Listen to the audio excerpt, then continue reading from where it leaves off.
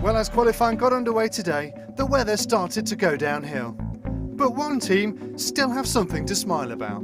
First of all, massive congratulations to XRAY for the win earlier this month in the World. You must be very proud.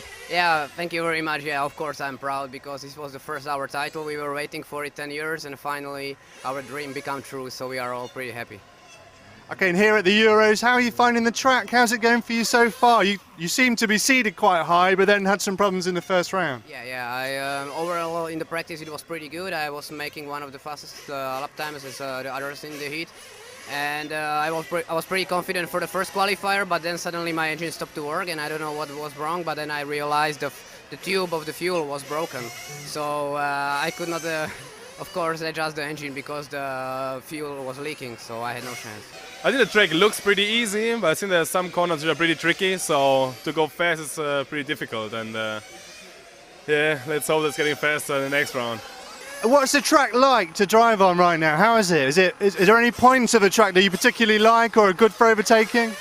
Yeah, the track is pretty good. It's fast. You need a good engine and also steering into the sweeper because that corner is very important. How to go inside. It's a very fast open track, so it's easy to drive, which makes it very close between the racers. The key is to be consistent. Oh yeah, the turning into the chicane before the straight is maybe the point where you can overtake a lot of guys because you can really push there, and if they push also they will go too wide in the left corner inside the chicane, and then you have opening for the on the end of the straight is also good. I think the track is quite easy, although I think it's quite hard to find a good setup because it's quite bumpy. So you have to find a good setup for the bumps. But I think just to drive the track, it's pretty easy, and you can see it's also a power track. So you really can use the power to go fast. So some unknown drivers are pretty fast here. So yeah.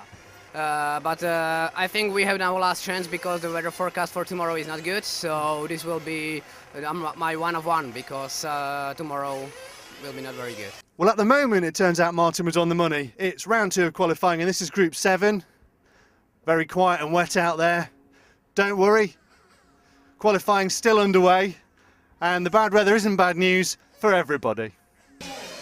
I mean, for me now it would be okay to rain because I'm third overall, so I would be directly qualified because tomorrow it looks also pretty bad for the weather.